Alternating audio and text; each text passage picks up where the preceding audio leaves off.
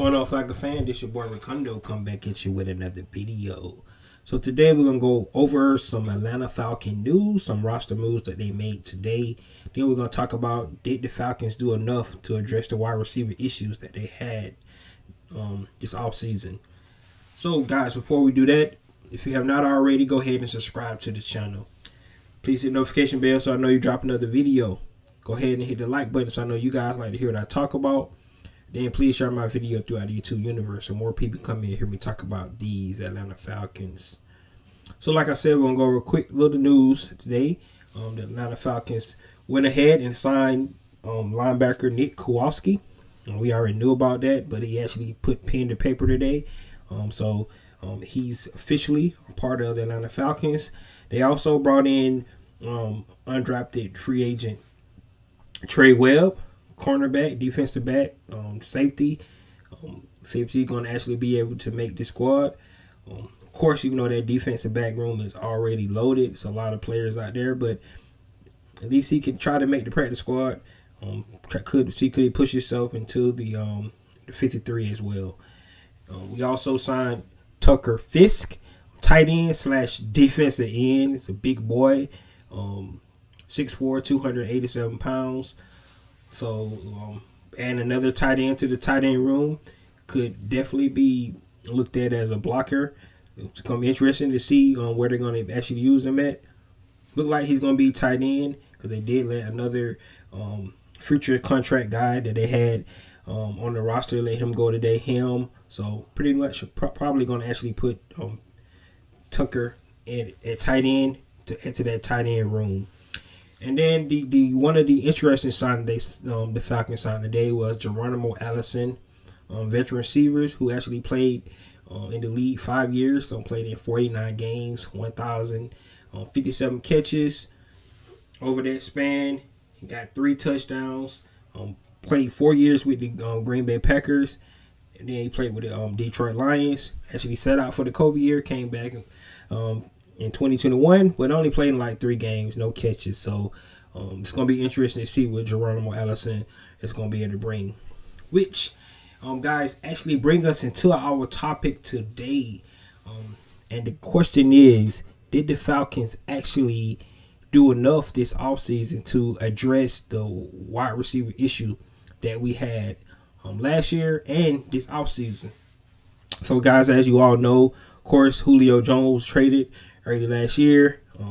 We had Calvin Ridley. We thought he was going to be our captain coming in, leading this team. Of course, we all know what happened to that.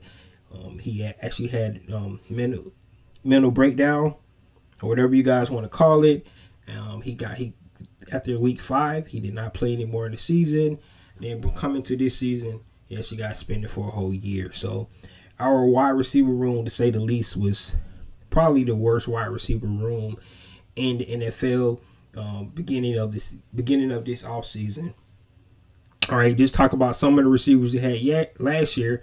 Only receivers who's left on the team from last year is Olamide Zaccheaus and Frank Darby. So the Falcons actually revamped the whole receiver room, and actually we got a new receiver coach as well. Of course, you know we did away with our old receiver coach, brought in our new receiver coach. So they redid their whole room, to say the least. All right, so we all know what happened. They drafted Drake London. They traded for Brian Edwards. Of course, we know we signed Olamide Zaccheaus back. We brought in Demir Bird, Auden Tate, Cardell Hodge, Frank Darby, like I said, was here last year, rookie, and then Geronimo Allison. Now, I did not mention some of the undrafted guys that we also brought in, but of course, if you can already see, this wide receiver room is loaded. Now, usually most teams only keep about 6 receivers. I had seen a time where the Falcons actually kept 7, and it was due to bringing somebody in for special teams. I think that was a couple of years ago. I think it was 3 years ago. The Falcons actually kept 7 receivers by 6, but usually the Falcons going to only probably keep 6 receivers, which means that some of these guys that's actually listed right here on the screen that you see is actually going to be actually trying to fight for that 5th and 6th position. And why I say 5th and 6th, because I believe that Drake London, of course, the number 8 overall pick is safe. I think Brian Edwards is safe because we just traded for him, gave up a 5th round pick. He's still young, 23-year-old, still got 2 years left on this contract. It's worth the Falcons to see what they got out of him. Olamide Zaccheaus is really one of the only receivers that we got that can actually take the top off the field. So his speed, slot guy, I think we're probably going to keep Olamide Zaccheaus. The same can be said for Damiere Byrd. I think Damiere Byrd, his speed as well is something that can be utilized as a receiver. So those 4 receivers, Drake London, Brian Edwards, Olamide Zaccheaus, and Damiere Byrd, in my opinion, probably should be safe. Should be some safe guys for consider being in the wide receiver room. Now you go to the other 4 receivers here that you got on the board. And if you look at Auden Tate, 6'5" receiver, big body, a journeyman receiver, does not have a lot of film out there, but some of his film that he does have, he does show that he can go up and check the ball. Like I said, a big receiver, something that the Falcons could be considering. But of course, you said I already got Drake London, Brian Edwards. So how many other guys you need to have like that? So we have Auden Tate. The same can be said by Cardell Hodge. He's a little bit smaller. He about 6'2". Fit the mold. Was like a Brian Edwards. Made tough contested catches. If you go look back at some of his film when he played in Cleveland, he made some great catches. He had a big game with Baker Mayfield actually throwing him the ball. So you go back and look at that. And then the question about Frank Darby. Frank Darby was a rookie from last year. Did not get a lot of playing time last year. So we really don't know what we're going to get out of Frank Darby. He had a lot of playing time on the special team last year. I can't recall the time that he was not active last year. So I think he was active like every week last year. Like I said, he had like most of his playing time was on special teams. But it's going to be interesting to see if they're actually going to let Frank Darby compete for a role here on this team. Like I said, it was one of their draft picks. You know, teams don't like to give up their draft picks. Let their draft picks go, but we don't know what Frank Darby is all about. We haven't seen him play, so he's definitely in the mix for making that 5th or 6th spot. And then, of course, I'll talk about Geronimo Allison, a veteran receiver that's been in the league a long time.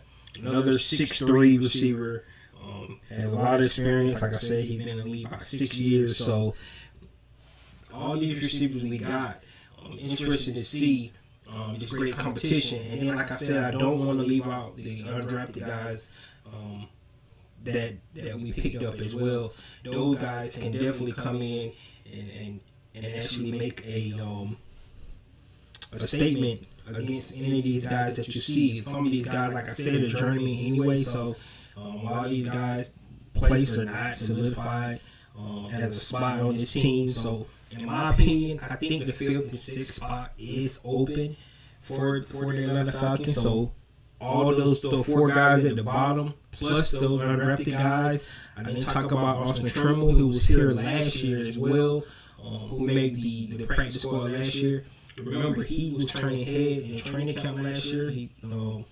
I thought actually he might actually make the roster, but he did not. But he did make the practice squad, so it is an opportunity to put your best foot forward. Of course, whatever you put on film, whatever you put on tape during the preseason, other teams get to see it. So all these guys going out, they're not just competing for a spot on the Atlanta Falcons, they're going to be actually just competing for a spot in the NFL. But what I see here, I think the Atlanta Falcons did get better to the point where they had last year. Think about some. We had Christian Blake, we had a Target Sharp. Of course, you know, Olamide Zaccheaus was here. We did lose Russell Gage, was one of our big contributors last year. But like I said, with the mixture of Olamide Zaccheaus and Damiere Byrd, I think both of those guys could take up that slack. And then our number 8 overall pick, and Brian Edwards, who I think still just scratching the surface what kind of receiver he could be. Of course, he did get a lot of opportunities with the Las Vegas Raiders, so he's coming in and definitely going to have the opportunity to show what he can do. Somebody who holds the receiving record in South Carolina and the SEC team. I think we should be able to see these 2 years to utilize and see what we got out of Brian Edwards. Him and Drake London could definitely be a good dynamic duo along with Kyle Pitts, because we're not even adding him to this list. But we could definitely see what those two receivers can do.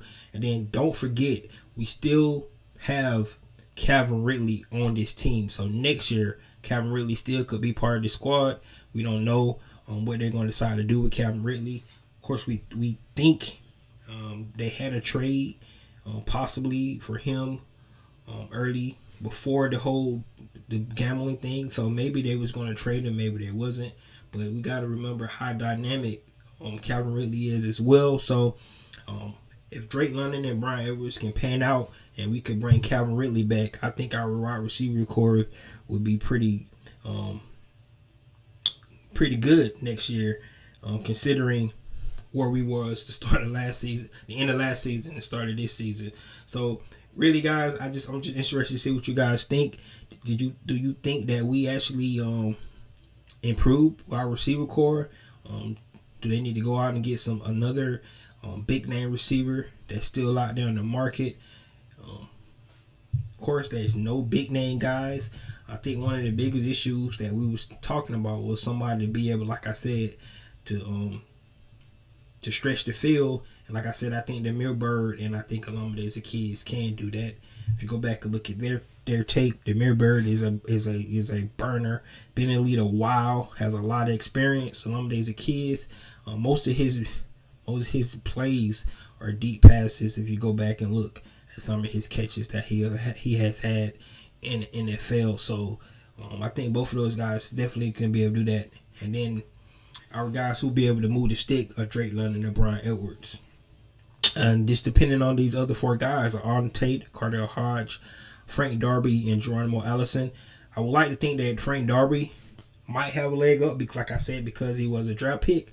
However, if you listen to the coaching staff, you listen to the Terry Fontenot, it's all about competition. So if Frank Darby is not safe because he was a draft pick, he get beat out by one of these other guys or any of those other undrafted free agents that's out there on the team during training camp, so be it. So, but guys, let me know what you think about our receiving core.